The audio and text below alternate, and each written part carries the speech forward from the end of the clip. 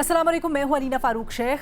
America Iran के हालिया हमलों ने सूरत हाल बड़ी तशवीशनाक बना दी है और ख़ासकर इसमें हौथियों का शामिल होना मामलात को और भी गुंजलक बना देता है, ख़ासकर पाकिस्तान के तनाजुर में। रॉयटर्स के मुताबिक पाकिस्तान ने ईरान को ये बावर करवाया है और मुतनब्बे किया है कि सऊदी अरब पाकिस्तान की रेड लाइन है और अगर जैसे गुज़श्ता हफ्ते हौथियों ने सऊदी अरब के ऊपर हमला किया, ऐसे हमले दोबारा होते हैं और सऊदी अरब पाकिस्तान की मदद तलब करता है इस सिलसिले में दिफाई माहदे के तहत, तो पाकिस्तान दिफाई माहदे के मुताबिक मदद फराहम करेगा।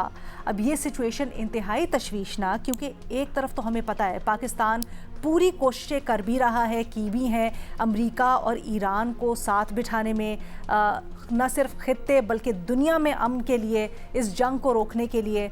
लेकिन दूसरी तरफ जो माहदे के तहत पाकिस्तान की पाबंदियां हैं उसको भी खातिर में रखना बड़ा ज़रूरी। और अगर हौथियों के हमले होते हैं और ईरान ने ये भी हौथियों से को कह रखा है कि अमेरिका जो धमकी लगा रहा है इंफ्रास्ट्रक्चर पर हमलों से मुतल्लिक, अगर ऐसा होता है तो बाबल मंदब या फिर जो रेड सी है उसका रास्ता बंद कर दिया जाए।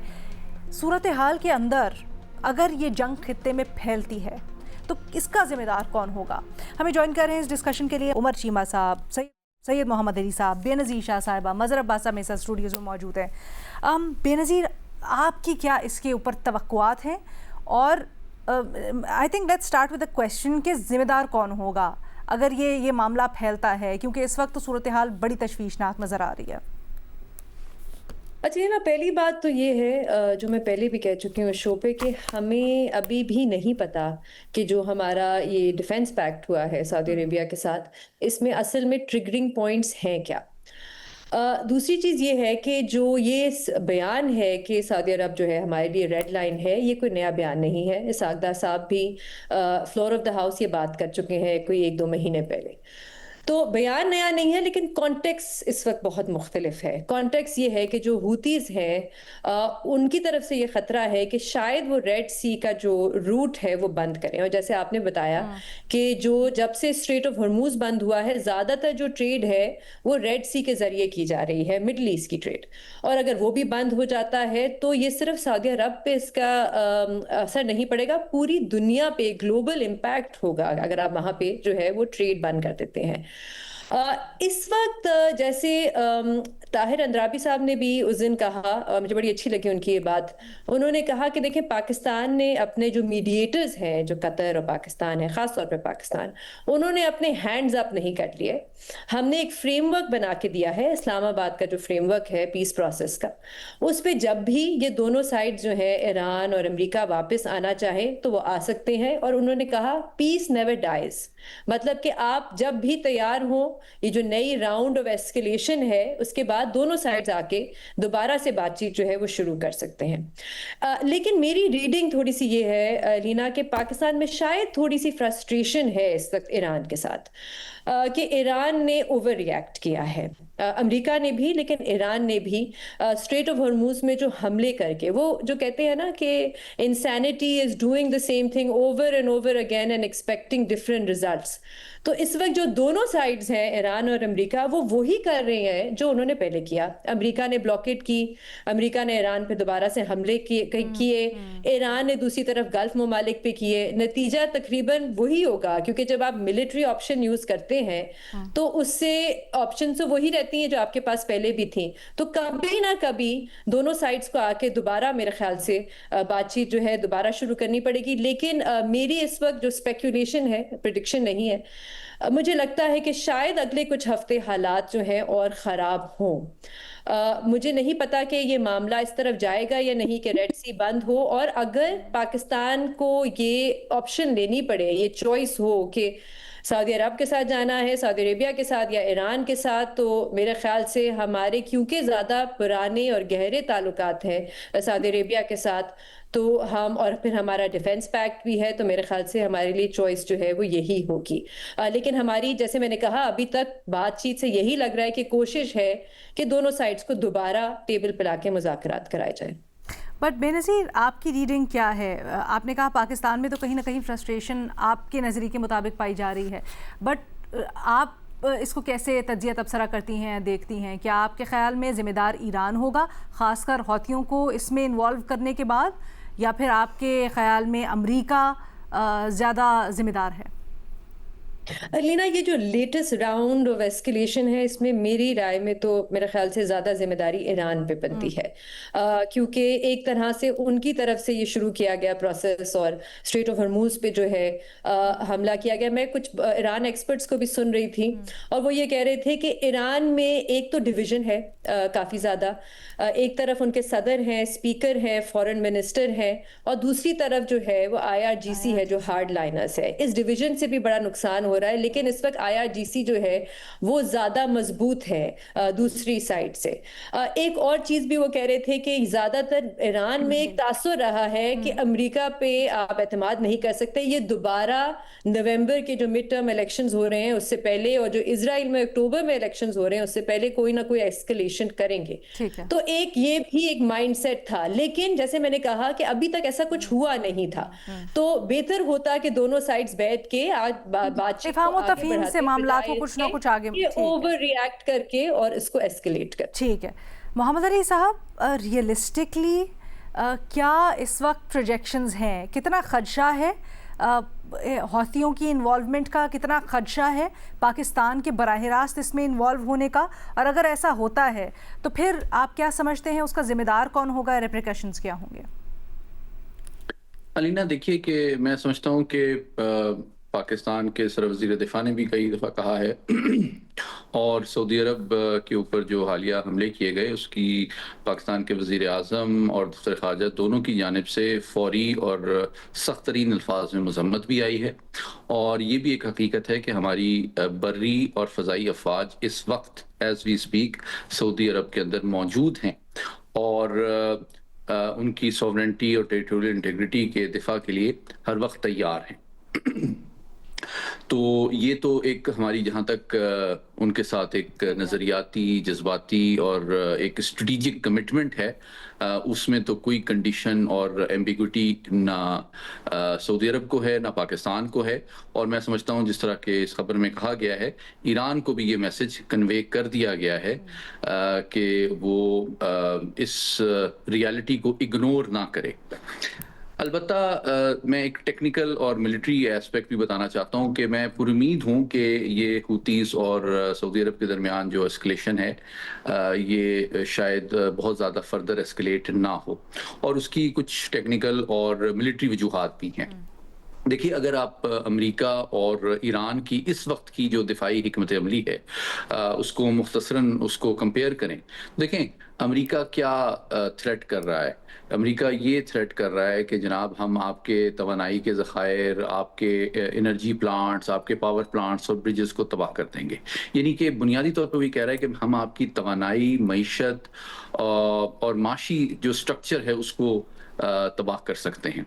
तो जवाब में जो हूतीस को एक्टिवेट करने की हिकमत अमली है उसके ज़रिए से ईरान ये सिग्नल अमेरिका को और आलमी बरादरी को दे रहा है कि जनाब आप अगर वर्टिकल एस्केलेशन करेंगे, तकलीफ और तबाही ईरान पर ज़्यादा फैलाएंगे, तो मैं जवाब में हॉरिजॉन्टल एस्केलेशन करूंगा। यानी कि मैं जंग के मैदान को बहुत फैला दूंगा और आपकी कैलकुलेशंस को कॉम्प्लिकेट कर दूंगा, जिसके नतीजे में जंग और इसके जो कॉन्सिक्वेंसेस दुनिया की तवानाई और इकोनॉमी पर होंगे उसको आप अफोर्ड नहीं कर सकेंगे। मैं तबाही तो आपके लिए बहुत ज़्यादा नहीं फैला सकता, लेकिन मैं उसको अनअफोर्डेबल बनाने की सलाहियत रखता हूँ।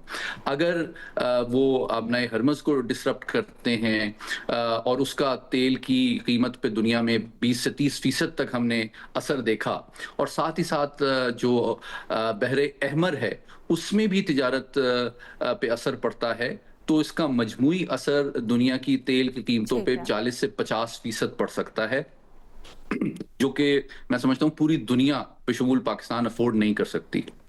और ये असल में स्ट्रेटेजिक सिग्नल है ईरान की तरफ से।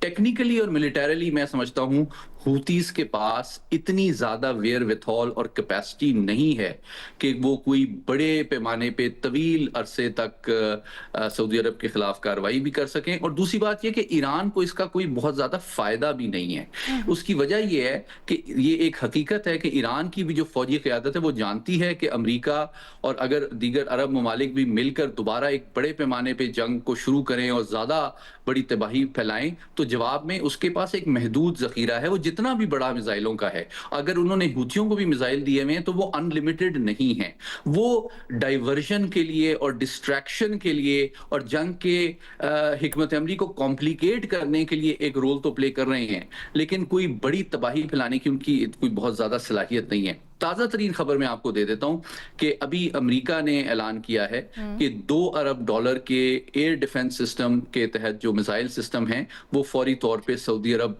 भेजे जा रहे हैं। तो जो नौयत है जो दिफा की सऊदी अरब को इस वक्त जो चाहिए वो बेसिकली मिसाइल डिफेंस सिस्टम है, जो उसका काफी मौसर भी है। और आई एम श्योर पाकिस्तान की मौजूदगी से और अमरीकी हथियारों के आने के बाद इसमें मजीद तकवीयत आएगी। लेकिन सबसे इंपॉर्टेंट बात अलीना मैं ये कहना चाहता हूँ मुख्तसरन कि हमें ये नहीं भूलना चाहिए कि अगर ये जंग फैलती है और ये अरब ममालिक भी अमेरिका के साथ ईरान के खिलाफ शरीक जंग हो जाते हैं और पाकिस्तान को भी कोई रोल प्ले करना पड़ता है, तो आप ये ना भूलिए कि इसका फायदा सबसे ज्यादा किसको मिलेगा। इसका सबसे ज्यादा फायदा जो है वो इसराइल को मिलेगा। एब्सोल्युटली मोहम्मद अली साहब, एब्सोल्युटली। लेकिन आपकी एक्सपर्टीज से ना मैं जरा समझना चाह रही थी, कता कलामी की माजरत सर, आपकी ना एक्सपर्टीज से मैं समझना चाह रही थी कि किस हद तक पाकिस्तान इन्वॉल्व हो सकता है एग्जैक्टली क्या पाकिस्तान की कहना सऊदी अरब हमारी रेड लाइन है, इससे मुराद क्या है? ये देखिए, इससे मुराद ये है कि सऊदी अरब के दिफा के लिए हमारे पास हमारी हर कैपेबिलिटी जो है वो डज इट मीन कि पाकिस्तान बाकायदा तौर पे सिर्फ दिफा करेगा? डज इट मीन ईरान के ऊपर जवाबी हमले कर सकता है? डज इट मीन सिर्फ हौथियों को टारगेट करेगा? डज इट ऑल्सो असेसमेंट क्या है, क्या फिर ईरान पाकिस्तान के ऊपर हमले कर सकता है? जी देखिए, मैंने कहा हमारी जो कमिटमेंट है वो सऊदी अरब के दिफा के लिए है, वो दीगर ममालिक के खिलाफ जाहिरियत के लिए नहीं है। तो इसीलिए मैं बताना चाहता हूँ कि अगर उनके एयर डिफेंस सिस्टम को मजीद मौसर बनाना है या उनके ऊपर एयर अटैक्स या मिसाइल अटैक्स को नाकाम बनाना है तो इसमें तो कोई रोल पाकिस्तान डेफिनेटली प्ले कर सकता है, सऊदी अरब एक्सपेक्ट भी करेगा। लेकिन मैं आपको जो बताना चाह रहा था इंपॉर्टेंट बात वो ये है, आखिरी बात, कि देखें चूंकि अगर ये जंग फैलती है और मुस्लिम ममालिक आपस में जो है बरसरे पैकार हो जाते हैं, तो चूंकि इसका फायदा इसराइल को पहुंचेगा, तो ये वो मामला है जो मैं समझता हूं हमें ईरान की क़यादत को बावर कराना, जो हमारी सिक्योरिटी कमिटमेंट सऊदी अरब की जानिब है उसके साथ साथ इक्वली इंपॉर्टेंट है कि जनाब आप जो हिकमत अमली कंसिडर कर रहे हैं उसका फायदा सबसे ज्यादा इसराइल को 4 एतबार से पहुंचेगा। एक तो ये कि जनाब वो गजा में जो नस्ल कुशी कर रहे हैं या लबनान पे जो नस्ल कुशी कर रहे हैं उस पर कोई रोकथाम नहीं है। दूसरी बात, वो चाहते हैं कि मुसलमान ममालिक अरबो अजम सारे आपस में दस्तो गिरेबां हो जाएं और वो आपस में और मोहम्मद अली साहब कल भी इसके ऊपर हमने बड़ी डिटेल से बात की, आपने बल्कि बड़े अच्छी तरह हमें समझाया भी था, तज्जिया तबसरा भी इसके ऊपर किया था। Can I just take this forward? मैं आपके पास सर्कल बैक करती हूँ, let me take this forward. मैं आपके पास सर्कल बैक करती हूँ बिकॉज बहुत सारे सवालात हैं आपसे करने के लिए। बट मज़हर अब्बास साहब, आप इससे क्या अखज़ करते हैं? ये जंग अगर फैलती है, ख़ासकर ये जो हौथियों को हाल ही में ईरान की तरफ से इंस्ट्रक्शंस या पैगाम दिया गया है उसके बाद, तो जिम्मेदारी किस पर आएगी? देखिए, सबसे पहले तो ये कि इसका नुकसान कितना होगा। ये जो सूरत हाल है ये बहुत अगर एस्केलेट करती है तो और हमारा क्या रोल होगा। सीधी सी बात है, मैं बेनज़ीर की बात को थोड़ा सा आगे बढ़ाते हुए, हमें तो पता ही नहीं है कि डिफेंस पैक्ट है क्या। यानी सऊदी अरब से मोहम्मद अली साहब एक बात कर रहे हैं, मैं दूसरी बात कह रहा हूँ, क्या हमें में से किसी को ब्लैक एंड वाइट में पता है कि क्या पैक्ट है? ये पार्लियामेंट में कभी ये मैं एग्जैक्टली मोहम्मद अली साहब से सवाल टेक्निकल इसीलिए कर रही थी कि आई वाज अज्यूमिंग उनके पास होंगी कुछ डिटेल्स। तो अज्यूम ये किया जा रहा है, जो मोहम्मद अली साहब कह रहे थे, अज्यूम ये किया जा रहा है कि हमने सिर्फ हम एक डिटरेंस के तौर पे, और अगर सऊदी अरब पे अटैक होता है तो हम उसका दिफा करेंगे और उस पे उसको जो भी हमारी क़ुव्वत है उसको बचाने की। लेकिन क्या हम जवाबी हमला करेंगे मुझे नहीं लगता कि ऐसा है और होना भी नहीं चाहिए इस तरह, क्योंकि फिर तो आप बहुत ही ख़तरनाक सूरत हाल में आके अपने आप को ला खड़ा करेंगे। लेकिन कोशिश ये होनी चाहिए, मुझे ये लग रहा है कि डिप्लोमेटिकली हो सकता है कहीं बैकडोर यकीनी तौर पे हो रही होगी, लेकिन बज़ाहिर मुझे कोई दौराए ईरान नज़र नहीं आ रहा, बज़ाहिर मुझे कोई दौराए वाशिंगटन नज़र नहीं आ रहा कि जिसमें एक डिप्लोमेटिक चीज़ें तेज़ी से आ रही हों, जिस तरह हमने शुरू में देखा था MOU के वक्त कि जो जिस तरीके से डिप्लोमेटिकली मूव किया जा रहा था, कोशिश की जा रही थी, वो मुझे इस वक्त नज़र नहीं आ रही, जो मेरे लिए बाइस तशवीश है। ऐसा लगता है कि बिल्कुल एक स्टेटस को सिचुएशन है और पाकिस्तान या वो अपना कतर पाकिस्तान और कतर ऐसा लग रहा है कि थोड़ा सा पीछे हटे हैं और वो ये देख रहे हैं कि ये जो भी, चाहे ईरान ज़िम्मेदार हो या अमेरिका ज़िम्मेदार हो, ये इस सिचुएशन में अब हम क्या कर सकते हैं। जिस तरह अभी ये भी बात हुई कि ईरान ने, अब ये जो पाकिस्तान ने आज बयान दिया है इस पर, क्या ये बयान देना चाहिए था? एक तो ये कि कम्युनिकेट करना चाहिए था, कम्युनिकेट बिल्कुल ईरान को करना चाहिए था कि अगर सऊदी अरब पे अटैक होता है तो फिर हमारी क्या पोजीशन होगी, और वो लेकिन जब पब्लिकली हम स्टेटमेंट कोई देते हैं तो उसका कॉन्टेक्स्ट बिल्कुल मुख्तलिफ होता है। और इसीलिए इस सिचुएशन में मुझे ज़्यादा सूरत हाल जो है वो थोड़ी सी गंभीर सी लग रही है। आई होप कि फैले नहीं सूरत हाल, क्योंकि इसका ज़ाहिर है पाकिस्तान की इंटरनल सिचुएशन को भी बहुत नुकसान हो सकता है। तो हमारी पूरी कोशिश यही होनी चाहिए। ज़िम्मेदार कौन है? देखिए, मैं फिर पहले दिन से ये कह रहा हूँ कि ज़िम्मेदार अमेरिका है। अमेरिका भी क्या, डोनाल्ड ट्रंप है। आज भी कोई डोनाल्ड ट्रंप को रोकने वाला नहीं है। आज भी कोई ये कहने वाला नहीं है डोनाल्ड ट्रंप को कि आप जो है इस चीज़ को रोकें, क्योंकि वहाँ से जो चीज़ें शुरू हुई थी उसके जवाब में।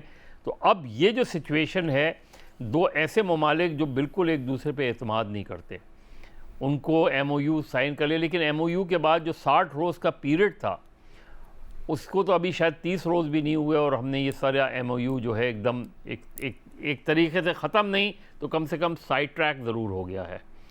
तो आई होप, मेरा ख्याल है डिप्लोमेटिक इनिशिएटिव तेज़ करना चाहिए, कोशिश करनी चाहिए। अमेरिका को भी ये बावर कराने की ज़रूरत है और ईरान को भी ये बावर कराने की ज़रूरत है कि इस जंग का नुकसान जो है ये उस तरह की आलमी जंग ना हो, लेकिन इक़्तिसादी तौर पे जो एक सूरत हाल पैदा होगी वो मेरे ख्याल अनबेरेबल होगी। ठीक है। मैं सिर्फ ये कहना चाहूंगी कि ये पब्लिक हमने स्टेटमेंट दी नहीं है, ये रॉयटर्स की रिपोर्ट थी बेस्ड ऑन सोर्सेस। तो ये ऐसा नहीं है कि हमारी तरफ से इस वक्त कोई पब्लिक स्टेटमेंट आई है इस बार। लेकिन जिस तरह हमने उसको जो है इसको मीडिया पे लेकर आए हैं और उसकी कोई कॉन्ट्रडिक्शन नहीं है या क्लैरिफिकेशन नहीं है या कोई इस पर स्टेटमेंट नहीं है, मोर और लेस मेरा ख्याल है शायद हो सकता है। सर, बट हमारी पोजीशन तो टेक्निकली यही है ना, यही है, ये पहले भी हम कम्युनिकेट कर सकते हैं। तो यही पोजीशन है। मेरा ख्याल है वो जुमला जो आपने कहा ना कि पाकिस्तान को पब्लिकली स्टेटमेंट नहीं देनी चाहिए, उससे बड़ा फर्क पड़ता है ऑप्टिक्स में, वो शायद नहीं। सो मेरा ख्याल है उस तनाजुर में ये पॉइंट आउट हो। बट खैर, उमर चीमा साहब, आप बताइए आपकी इसके ऊपर क्या असेसमेंट है सिचुएशन को लेकर? हौथियों वाली ख़ास तौर पे किस तरह से मामला गुंजलक कर देता है पाकिस्तान के लिए, और अगर ऐसा होता है तो किस हद तक फैल सकता है मामला? जिम्मेदारी किसके ऊपर होगी फिर?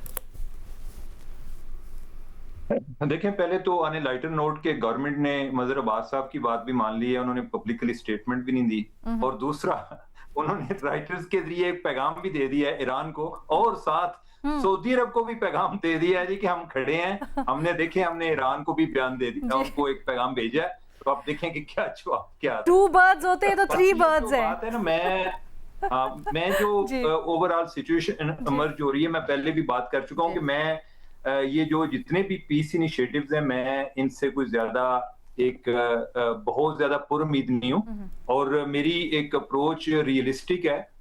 और रियलिज्म की दुनिया में जो इस तरह के होते हैं ना जी कि मुसलमान इकट्ठे हो जाएं या कोई फलां के वास्ते हो जाएं, इस तरह लोग इकट्ठे नहीं होते, अपने अपने मुफाद में इकट्ठे होते हैं जिधर उनको जो चीज सूट करती है। हर एक के अपने अपने स्ट्रेटजिक इंटरेस्ट हैं। पाकिस्तान के ईरान से मुख्तलिफ हैं। ईरान जो है यानी कि उसके लिए अपने जो मकासद हैं या मुफाद हैं वो ज्यादा मुकद्दम है।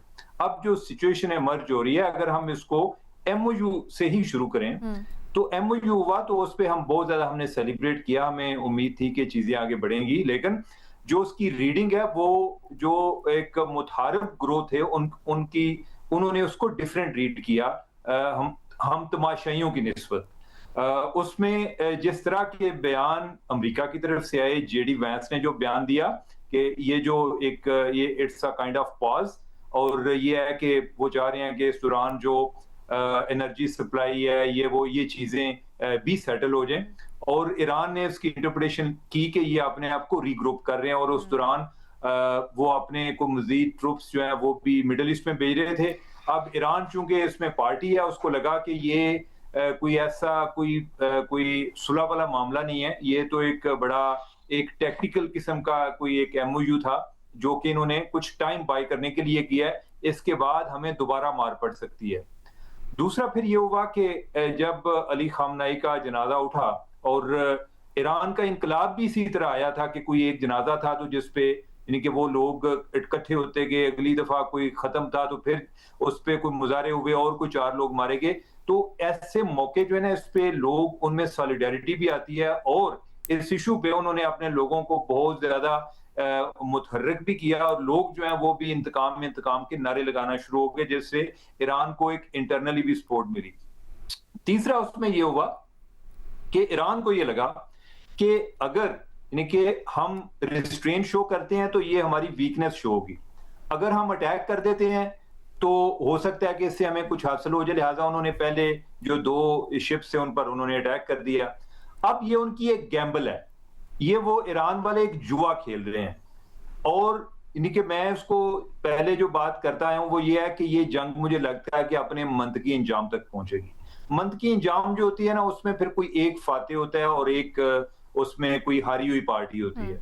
तो इसमें या तो ईरान इस रीजन में अपनी रेट स्टैब्लिश करने में कामयाब हो जाएगा, या फिर अमेरिका जो है वो ईरान को बहुत ज्यादा डैमेज करेगा।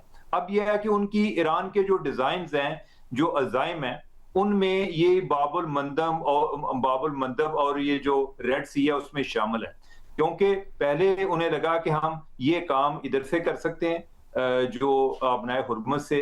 अब उन्हें लगा कि हो सकता है कि जो दुश्मन है, यानी कि उनकी नजर में जो उनके दुश्मन है, उन्होंने दूसरे रास्ते तलाश कर लिए हैं, और जो हम चाहते थे कि सप्लाई को चोक करें और उसकी वजह से पूरी दुनिया को पेन फील हो और उससे डोनाल्ड ट्रंप पर बहुत ज्यादा प्रेशर आएगा, हमें अपने जो ऑपरेशन है उसको वास्ट करना पड़ेगा। एक और अहम चीज ये है कि हम जब ईरान के बारे में सोचते हैं या हमारी जो बात होती है, हमारे ज़हन में उधर के सदर होते हैं या उनके वजीर खारजा होते हैं, लेकिन यह है कि उधर के जो असल में फैसला साज अदारा है वो IRGC वाले हैं। उधर आपको नजर आता है कि वही असल फैसले करते हैं। तो चीमा साहब, क्या आपकी बात का लुबे-लुबाब ये लिया जाए कि ईरान ने जुआ खेला है मौजूदा सूरत हाल के अंदर, और ये जो फ्रेश बाउट है इसके अंदर, तो जिम्मेदारी जो भी कॉन्सिक्वेंस होगा उसकी ईरान के ऊपर ही आती है?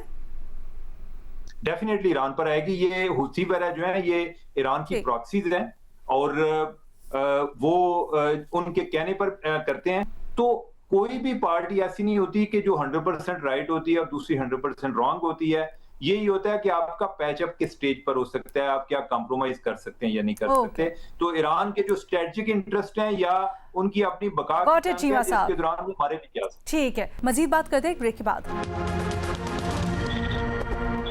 Welcome back. बेनजीर, जिम्मेदारी इस वक्त ईरान पे ही जाती है, लेकिन अगर जैसे अमेरिका कह रहा है और धमकी दे रहा है कि हम उनके जाके ईरान में ब्रिजेस को पे हमला करेंगे, उनके सिविलियन इंफ्रास्ट्रक्चर पर करेंगे, तो कर भी रहे हैं। सिचुएशन जो बिल्कुल, तो फिर तो ये तो एक वॉर क्राइम है। तो फिर तो सिचुएशन बिल्कुल मुख्तलिफ हो जाती है, क्योंकि ईरान अभी भी मिलिट्री टारगेट्स हिट कर रहा है, सिविलियन टारगेट्स नहीं हिट कर रहा। एक और बात वो ये कि इस वक्त मुझे इसलिए मजीद सिचुएशन जो है खराब होती हुई इसलिए भी नजर आ रही है क्योंकि आप देखें डोनाल्ड ट्रंप की जो कल की तकरीर है, जिसमें उन्होंने पूरा जो उनका मिड टर्म के इलेक्शंस आने वाले हैं, पूरा जो इलेक्शन का निजाम है उस पे उन्होंने सवाल उठा दिया है कि फॉरेन इंटरफेरेंस होती है, तो बैलेट्स जो है वो चोरी होते हैं। इससे लगता ये है, मेरी रीडिंग ये है कि एक डेस्परेशन है इस वक्त अमेरिका में और खासतौर पर ट्रंप में की जो हुकूमत है कि शायद हम मिड टर्म इलेक्शंस हार जाए। और जब इस किस्म की सिचुएशन होती है तो फिर खतरा जरूर होता है कि सिचुएशन जो है इस जंग में भी और मजीद खराब हो। ठीक है। अच्छा जी, मोहम्मद अली साहब, do you want to add something, या फिर यहाँ पर अभी ये सवाल हुए जो मेरे जहन में भी थे, अगर आप इसको मजीद वाज़ेह करना चाहें या कुछ। मैं समझता हूँ कि जो ईरान को पाकिस्तान की तरफ से मैसेज गया है कि हम सऊदी अरब के साथ खड़े हैं, इसमें तो कोई शक नहीं है, लेकिन इसको दो और पॉइंट से रीइंफोर्स करना भी ज़रूरी है।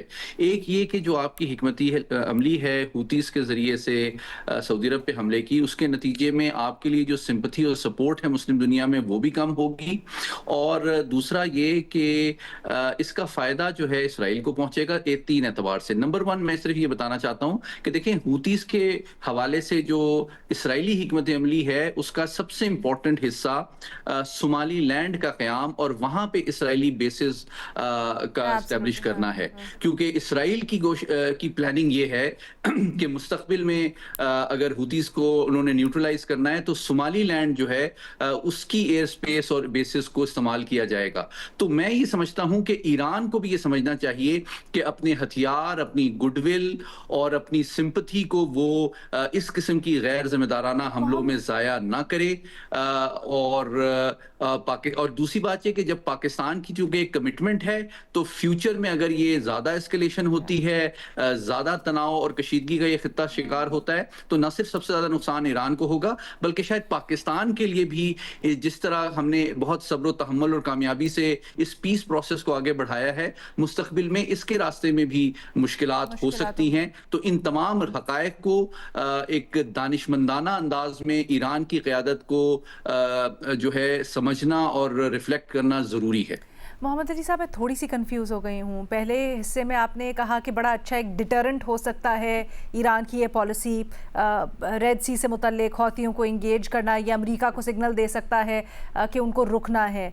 अब आप ये कह रहे हैं कि ये इस्लामी ममालिक से मुतल्लिक ईरान के वीज़ा वी जो इनसिक्योरिटी है उसको भी बढ़ा सकता है। ये दोनों चीज़ें आपस में मेल नहीं खाती हैं।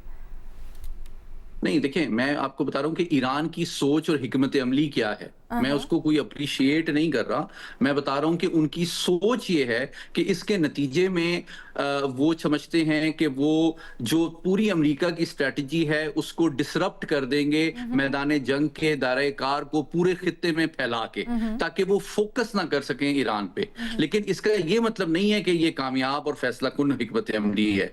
इसके जो नुकसानात नफ्सियाती, सियासी, नजरियाती और तस्वीराती एतबार से ईरान को होंगे, वो शायद इस हिकमत अमली को जो है एक तरह से इक्लिप्स भी करते हैं और उसको ओवरवेल्म करते हैं।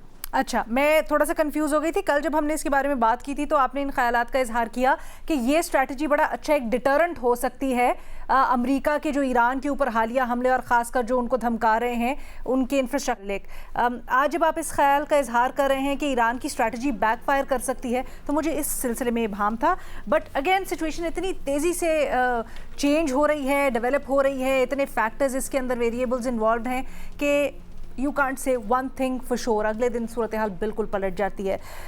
इस वक्त तक जो सिचुएशन है उससे मुतल्लिक हमारे तज्जियाकारों की अक्सरियत ये समझती है कि हौसियों को इंगेज कर जो सिचुएशन बनेगी उसमें ईरान ज़िम्मेदार होगा इस जंग के फैलाव का और जो खदशात जन्म लेते हैं उनका। वाइल मज़हर अब्बास साहब इससे अग्री नहीं करते, वो समझते हैं कि अमेरिका ही होली सोली ज़िम्मेदार है। विद दैट एक छोटी सी ब्रेक लेते हैं, ब्रेक के बाद वापस आते हैं दीगर सवालों के साथ। Welcome back. बेनज़ीर, कराची में एड्स एपिडेमिक एक अस्पताल में हुआ है, उससे मुतल्लिक आपसे सवाल हो रहा है। कराची के वालिका अस्पताल में सरकारी सतह पर 78 से 80 बच्चों में ये बड़े मोहतात अंदाजे बताए जा रहे हैं HIV की तस्दीक हो चुकी है।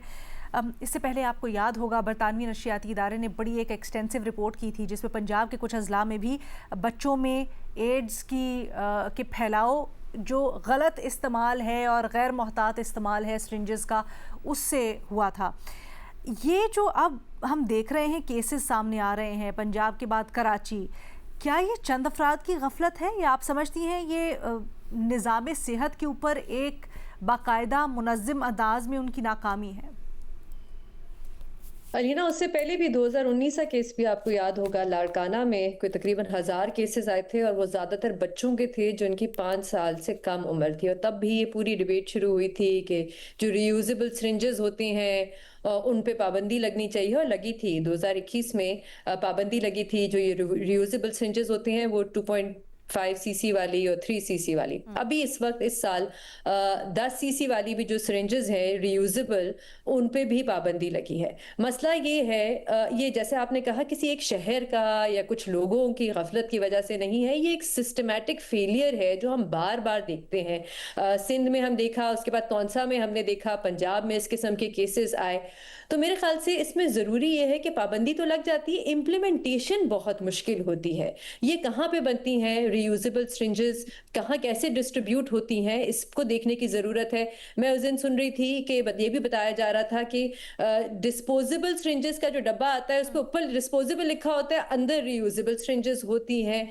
तो ये भी कुछ चीज़ें हैं जो देखने की ज़रूरत है, इस पे ज़रा सख्ती करने की ज़रूरत है। इस पे देखिए, आप सरकारी अस्पतालों में पाबंदी लगा के सख्ती कर सकते हैं, लेकिन 60% जो लोग हैं वो अपना प्राइवेट क्लिनिक्स, प्राइवेट अस्पतालों में जाके इलाज कराते हैं। तो वहां पे आप किस तरह इम्प्लीमेंटेशन करेंगे? ये छोटे छोटे से क्लिनिक्स होते हैं, डिस्पेंसरीज होती हैं, इनको चेक करने की जरूरत है। तो ये मेरे ख्याल से बिल्कुल एक वॉर फुटिंग पे होना चाहिए। ये बच्चों का मामला है, HIV एड्स की ट्रीटमेंट सेंटर ज्यादा होने चाहिए। अच्छा, इसमें सबसे जो मुझे हैरानी होती है, क्योंकि कई सालों से इस किस्म के केसेस हर 2 साल 1 साल बाद इस किस्म के आते हैं, बात करते हैं, अभी तक हमारे पास अदाद शुमार डेटा नहीं है प्रॉपर कि कितने केसेस हैं पूरे मुल्क में। कुछ कहा जाता है 3,50,000 हैं, वो भी कहा जाता है टिप ऑफ द आइसबर्ग है, क्योंकि हमें एक्चुअली पता नहीं है कि कितने केसेस हैं, क्योंकि प्रॉपर स्क्रीनिंग नहीं होती अस्पतालों में, क्लिनिक में। हमें ये जरूर पता है कि जैसे जो सेक्स वर्कर्स होती हैं, या फिर जो मदर टू चाइल्ड ट्रांसमिशन होती है, या जो इंजेक्टेड ड्रग यूजर्स होते हैं, उनमें कितने केसेस हैं, क्योंकि उसमें काफी सालों से इंटरनेशनल ऑर्गेनाइजेशंस के साथ काम किया जा रहा है। लेकिन अस्पतालों से कितने, जब तक आपके पास डेटा नहीं होगा, पॉलिसी कैसे बना सकते हैं? दूसरी बात है लीना, मेरी राय में ये जो हमारा एक इंजेक्शन लेने का कल्चर है, इसको भी तब्दील होने की जरूरत है हमारे यहाँ पे, और मैं इंक्लूडेड।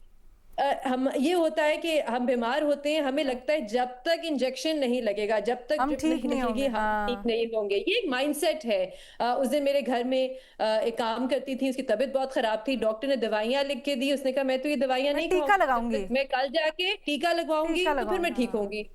तो ये भी एक माइंडसेट है जो मेरे ख्याल से, जिसकी वजह से इतनी ज्यादा इस्तेमाल होता है इंजेक्शन अस्पतालों में, क्लिनिक्स में, जिस माइंडसेट को भी मुझे लगता है कि चेंज होने की जरूरत है। और डेटा सबसे इम्पोर्टेंट चीज जो है वो डेटा है, फिर जाके आप पॉलिसी बनाएं। अच्छा, सुना तो ये है कि विफाकी सतह के ऊपर इसकी कोई पॉलिसी भी बनाई है, या हंगामी तौर पर इस मामले को देखने के लिए कोई मैकेनिज्म कायम किया गया है, लेकिन उसके ऊपर भी क्या अमल दरामद हो रहा है, नहीं हो रहा, वो एक्टिव भी हुआ है, ये भी हम चेक करें, क्योंकि बहुत बड़ा सवाल है। Thank you so much Benazir Shah साहिबा। उमर चीमा साहब, सर PTI अरकान ने कौमी असम्बली की कायमा कमेटियों से इस्तीफे तो दे दिए हैं, लेकिन ख़बर ये है कि उनके जो ज़ेरे इस्तेमाल सरकारी गाड़ियां हैं वो अभी तक सरेंडर नहीं किए हैं इन अरकान ने। PTI कहती है गाड़ियां वापस करना चाहते हैं, मगर स्पीकर ने इस्तीफ़ों की मंजूरी तक ये गाड़ियां वापस लेने से इनकार कर दिया है। यहाँ पर सवाल जहन में ये आता है कि ये जो गाड़ियां वापस नहीं कर रहे, या बाज़ केसेस में मराहत भी मिल रही हैं, ये PTI का दोहरा मयार है या फिर इंतज़ामिया की लापरवाही में शुमार होगा? नहीं, ये 13 म्यार है। अच्छा। देखिए, मैं तो जो आपने बात की है, मैं हैरान हुआ हूं, बल्कि महजूज हुआ हूं सुन के कि PTI वाले इतने फर्मा बरदार हैं कि वो स्पीकर के पास गए हैं, स्पीकर ने कहा कि नहीं, मैंने नहीं गाड़ियां वापस लेनी, और वो वापस चले गए हैं कि स्पीकर के आगे सरे तस्लीम हम किया। उन्होंने कहा कि हम इनके बारे में इनके सामने बोल ही नहीं सकते। दूसरा ये है, उनका ये मौकफ हो सकता है कि हमें तो इमरान खान ने रिजाइन के बारे में बात की थी कि आपने इस्तीफा देना। इमरान खान ने चूंकि ये नहीं कहा कि आपने गाड़ियां वापस करनी है या मराहत वापस करनी है, तो लिहाजा हम उस पर भी अमल नहीं कर रहे। अब इस हवाले से जो पहले वाली बात है, उस पर मस्ती हिल का भी बयान आया, सनाउल्लाह मस्ती हिल कह रही कि मैंने कहा था, स्पीकर ने गाड़ी वापस नहीं ली। अब जरा इमेजिन करें कि ये कोई एक प्राइवेट मामला होता, तो उधर ये कोई इस तरह का गाड़ी का मामला होता, तो ना स्पीकर कोई इस पे कोई रिफ्यूज कर रहे होते और ना मस्ती हिल जो है वो मस्ती कर रहे होते। होना तो ये चाहिए, अगर मैं मस्ती हिल की बात मान लूं, तो स्पीकर जो है, क्या इन्होंने अपने जाती पूल से ये गाड़ियां दी हुई हैं या ये सरकार के खजाने में? तो ये किस बात की नवाज़शात का इजहार कर रहे हैं या शायद इनकी कोई अंदर से डील हुई है, वो कहते हैं कि आपको पता है कि इमरान खान का हम नहीं चाहते सब कुछ, लेकिन ये है कि हम क्या करें, तो ये 4 चीजें तो हमारे पास हैं। मुझे जाती तौर पे आइडिया कि कई लोग ये जो चेयरमैनशिप है मुख्तलिफ कमेटीज की, वो इसलिए लेते हैं कि हमें गाड़ी मिल जाएगी, हमारी गाड़ी, हमारे पास एक ग्रीन नंबर प्लेट की गाड़ी होनी चाहिए, नो मैटर कि हम अपोजिशन में हैं, जरा एक अच्छा तासर पड़ता है कि हम गवर्नमेंट में हैं। तो लेकिन ये एक अफसोसनाक अमल है। इस दौरान एक जो पॉजिटिव एग्जांपल है वो तो फिर जो सरदार अख्तर मिंगल की है कि सरदार अख्तर मिंगल ने पिछले दिनों, वो 2024 में सरदार अख्तर मिंगल ने रिजाइन किया था, और पिछले दिनों उन्होंने अपना चेक भेजा, तमाम तनख्वाहें वो वापस कर दी हैं। तो इधर तो स्पीकर उनको नहीं रोक सका ना कि मैंने चेक नहीं लेना, ठीक है। तो वो कहते हैं ना, when there's a will there's a way। हाँ, आप एक साइड पे रहें, आप दोनों साइडों पे ना खेलें कि आप एक तरफ ये भी कहते हैं कि हमने रिजाइन किया है, दूसरी तरफ आप जो है सारी मराद को भी एंजॉय करना चाहते हैं, तो ये गलत बात है। और स्पीकर को भी इस मामले में एक इफेक्टिव रोल प्ले करना चाहिए कि जो बंदा जिस काम के लिए उसको मराद मिल रही है, वो अगर अपनी ड्यूटी परफॉर्म नहीं कर रहा तो मराद उनसे वापस ली जाए, या अपनी वो जेब से अगर दे सकते हैं तो दे दें। सर, ये जो टैक्स पेयर के पैसे के ऊपर इतना ज़्यादा मराद, सहूलियात हम हर रोज़ ख़बरें शामिल करते हैं, ये तो ऐसा लगता है पता नहीं हम कितने कोई अमीर मुल्क में बैठे हैं जिसमें मसले हैं ना कोई मसाइल हैं, बस दिए जाओ बांटे जाओ सबको। Thank you so much Cheema साहब के लिए अगला सवाल। सर, गिलगित बल्तिस्तान असम्बली ने कल एक करारदाद जमा करवाई है जिसके अंदर ये कहा गया है कि पाकिस्तान गिलगित बल्तिस्तान को अबूरी सूबे का दर्जा दे, यानी कॉन्स्टिट्यूशनल जो उनके राइट्स हैं उनमें उनको शराकत दारी दी जाए, NFC वगैरह। सवाल ये हो रहा है, क्या गिलगित को अबूरी सूबे का आईनी दर्जा दिया जाना चाहिए? अलीना, गिलगित बल्तिस्तान के अवाम का ये एक बड़ा देरीना मुतालबा है, और वो ये समझते हैं, मैं बहुत तफसील में जाए बगैर ये बताना चाहता हूँ कि उनको वो हकूक़ और नुमाइंदगी हासिल नहीं है जो कि वो डिज़र्व करते हैं। और ये जो रेजोल्यूशन GB की असम्बली ने पास की है, ये एक तरह से उनकी असम्बली की तरफ से एक बड़ा वाज़े पैगाम है पाकिस्तान की वफाकी हुकूमत को कि वो पाकिस्तान के साथ एक जानिब कमिटेड भी हैं और हमें हमारा हिस्सा हैं भी, और ना सिर्फ वो मुकम्मल तौर पे पाकिस्तान के साथ कमिटेड हैं, बल्कि वो तमाम जो हुकूक हैं और नुमाइंदगी है वो भी इंजॉय करना चाहते हैं। अच्छा, इसमें 2 मामलात हैं जो थोड़ा सा इसको पेचीदा बनाते हैं। एक तो ये है कि एक कराची एग्रीमेंट इस पे मौजूद है, और दूसरी चीज़ ये है कि अक़वाम मुत्तहिदा में पाकिस्तान की सिफारती पोजीशन ये रही है कि कश्मीर एक डिस्प्यूटेड टेरिटरी है, इसलिए हमने अपने आइन में अभी तक जो है आज़ाद कश्मीर या GB को अपना हिस्सा उस तरह से नहीं कंसिडर किया। लेकिन इसमें जो ऑप्शन दरमियानी रास्ते की शक्ल में मौजूद है वो यही है कि एक अबूरी अरेंजमेंट के ज़रिए से इस रेजोल्यूशन के रद्द अमल के तौर पे पाकिस्तान का वफाक जो है उनको तस्लीम करे और उनके अवाम को वो राइट्स और अपॉर्चुनिटी और नुमाइंदगी का हक़ दे जो कि वो डिज़र्व करते हैं, टिल द टाइम जब तक के, और इंशाल्लाह जब अक़वाम मुत्तहिदा की क़रारदादों के मुताबिक एक फ़ाइनल आलमी क़वानीन के ऐन मुताबिक मसले कश्मीर देरपा हल की तरफ जाता है, जिसमें आज़ाद कश्मीर के साथ साथ GB के लोगों को भी अपने इज़हार राय का हक़ हासिल हो, तो उसके नतीजे में फिर इस अबूरी अरेंजमेंट को फॉर्मलाइज भी किया जा सकता है और फिर हम पाकिस्तान के आइन की तरमीम की तरफ जा सकते हैं। लेकिन इस वक्त मैं समझता हूँ कि कोई चीज़ माने नहीं है कि हम अबूरी सतह पे एक ऐसी अरेंजमेंट करें जिसके ज़रिए से हम जल्द अज जल्द जो है हम GB के अपने भाई बहनों को वो हुकूक और नुमाइंदगी दें जो कि वो डिजर्व करते हैं। ठीक है, बहुत शुक्रिया सैयद मोहम्मद अली। आगे बढ़ते हैं। मज़हर अब्बास साहब, आपसे सवाल हो रहा है कि पंजाब हुकूमत, खबरें ये हैं कि पंजाब हुकूमत तैयारी कर रही है कि भीख मंगवाने वालों को भी सज़ा दी जाए। ये है 3 साल तक कैद, 3 लाख तक जुर्माना हो सकेगा, ये तजवीज़ है। आपके ख्याल में क्या इससे रोकथाम में कुछ मदद मिलेगी? देखिए, ये जो ये सवाल है ना, ये भीख मंगवाने वालों को, ये बहुत इम्पॉर्टेंट है और ये पूरी माफिया है, और ये ख़ास तौर पे सीज़न में बड़े एक्टिव होते हैं, जैसे ईद का सीज़न है, दूसरे सीज़न है, और ये इनकी बाकायदा पूरी ट्रांसपोर्ट होती है इनके पास। वो ला के मुख्तलिफ़ स्टेशंस पे, जैसे मैं आपको कराची की मिसाल दूँ कि क्लिफ्टन में, डिफेंस में कहाँ कहाँ उनको पहुँचाना है, उनको ड्रॉप करना है, फिर पिक करना है। तो इसका मतलब ये एक लार्ज स्केल माफिया है, और ज़ाहिर है पंजाब में शायद इससे बड़ी माफिया हो। बल्कि कराची में तो 1-1.5 साल पहले यहाँ फ़कीर जब इन्होंने, क्योंकि यहाँ बाकायदा जब उनको पकड़ा गया तो उनमें से एक, मुझे याद है कि एक कोई बूढ़ा सा आदमी था, तो उसको ये भी जुमला कहते सुना गया कि हुकूमत भीख मांगती है तो उसको तो नहीं पकड़ते तुम, हमें ही क्यों पकड़ते हो उसमें। तो इस तरह की चीज़ें, लेकिन भीख मंगवाने वाले मालूम, ना सिर्फ मालूम किया जाए, और ये इस रैकेट को एक्सपोज करना चाहिए, बिल्कुल एक्सपोज करना चाहिए। सज़ा 3 साल दें, वो कारोबार चलता रहता है। असल चीज़ इस कारोबार को रोकना है कुछ तो, क्योंकि इतनी चैरिटी ऑर्गेनाइजेशंस हैं पूरे पाकिस्तान में, सबसे ज़्यादा चैरिटी दी जाती है। तो ये भीख मांगने का जो तरीक़ाकार है ये कुआं, और ये जो एक ख़ास, और इसमें बहुत सी स्टोरीज़ हैं। सर अब तो ये मुख्तलिफ जगहों से ये भी पता चला है ना, स्टोरी से, बल्कि इस तरह सहाफ़ती स्टोरी से, कि किस तरह से ऑर्गेनाइज्ड क्राइम की शक्ल भी इख्तियार करती है, बहुत ज़्यादा, खासकर सिंध से मुतल्लिक बहुत ज़्यादा। इसमें ये बच्चों की किडनैपिंग है, ये सारी चीज़ें, उनको बाकायदा माजूर कर दिया जाता है, सारी चीज़ें। तो इस रैकेट को एक्सपोज करना बहुत ज़रूरी है। आपके ख्याल में इस तरह की कानून साजी मददगार साबित होती है या कोई बशर्ते के देखिए उसके अंदर दूसरे मामलात ना हो। सारा मसला, दूसरे मामलात क्या मतलब सर? सारा मसला ये होता है ना, थानों से पैसे लेके छोड़ देंगे।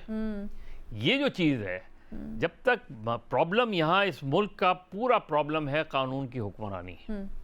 कानून की हुक्मरानी नहीं है, सिर्फ हुक्मरानों का कानून है। अगर आप इस तरह के एक्शंस को इन्फोर्स करें, इंश्योर करें, यानी गवर्नमेंट अगर ये पूरा वो करे कि अब इसको पूरे को रैकेट को एक्सपोज करेंगे, और उसके बाद ज़ाहिर फौरी तौर पे तो नहीं, इतनी बड़ा वो है, चलें 1-1.5-2 साल में आप चीज़ें ख़त्म कर देंगे तो लगेगा, इफेक्टिवनेस नज़र आएगी। तो मेरा ख्याल है ये बहुत इंपॉर्टेंट ज़रूर है। बड़ा तजर्बा है आपका, आपके ख्याल में ये जो गैंग्स होते हैं इतने पावरफुल कैसे हो जाते हैं? इसलिए कि नेक्सस होता है, बहुत नेक्सस होता है। देखें, जुर्म और सियासत का हमारे यहाँ, और अब तो जाहिर है अदलिया, पुलिस, इस पूरे बहुत बड़ा सियासी सरपरस्ती भी होती है। ये सिर्फ ये नहीं होता, मैं सिर्फ इस खास कॉन्टेक्स्ट गदागरी के उसमें, अच्छा, लेकिन एक जो क्राइम और इसका पुलिस का भी नेक्सस नज़र आता है, बहुत सी सिचुएशन, और बहुत से, जैसे इधर तो एक पूरी तारीख है कि किस तरीके से पुलिस वाले खुद किडनैपिंग फॉर रैंसम्स में इन्वॉल्व पाए गए, बहुत से लिए। तो असल चीज़ यही है कि सज़ाएँ नहीं होती, और बदकिस्मती से जब सज़ाएँ होती हैं और वो जो मुजरिम बन के जेल जाता है, तो जेल के अलग मामलात हैं, जिसमें मैं लिख भी चुका हूँ। वैसे तो हम पंजाब से मुतल्लिक पूछे थे, लेकिन सर जैसे कराची के लिए मैंने ऑब्ज़र्व किया है कि बड़ी अवेयरनेस कैंपेन भी चल रही है मुख्तलिफ जगह पर। एटलीस्ट यहाँ CBC ने बोर्ड्स, पेनिफ्लेक्स लगाए हुए हैं, लोगों को बताते हैं कि किस तरह से आपने भिखारियों को नहीं देने पैसे। फिर बड़े पैमाने पर क्रैकडाउन भी हमने कभी कभार होते हुए देखा है, जहाँ गाड़ियों में बिठा कर ले जाते हैं पुलिस स्टेशन के अंदर। लेकिन फिर भी ये गदागरी के खिलाफ क्यों नहीं कामयाब होती हैं जो सारी एफर्ट्स हैं? इसलिए कि उनको छोड़ दिया जाता है, पैसे लेके छोड़ दिया जाता है। आप जाके ज़रा जेल में मालूम करेंगे कितने भिखारी जेल आए हैं, उनको सजाएं। या ये जो भीख मंगवाते हैं, क्या पुलिस को नहीं पता? रक्षों में और चिंची में और इन चीज़ों में लेकर आया जाता है, उनको छोड़ा जाता है, झगड़े होते हैं इनके दरमियान कि मेरी क्लिफ्टन पे ड्यूटी थी, मुझे डिफेंस क्यों छोड़ दिया गया, मेरी जहाँ बहुत ज़्यादा भीख मिलती है। ये बहुत बड़ा, इस पर बहुत ड्रामा सीरीज़ भी बन चुकी हैं। इसमें जब तक आप इन्फोर्स नहीं करेंगे, कोई भी कानून बनाएं, उसका अगर इन्फोर्समेंट नहीं होगी तो कोई भी मसला हल नहीं होगा। काविश अच्छी है कि भीख मंगवाने वालों के पीछे जाया जाए, उनके खिलाफ कानून साजी, लेकिन इन्फोर्समेंट उससे ज़्यादा ज़रूरी है। Thank you so much Mazhar Abbas साहब, और इसी के साथ आज के प्रोग्राम से हमें इजाज़त दें। अल्लाह हाफ़िज़।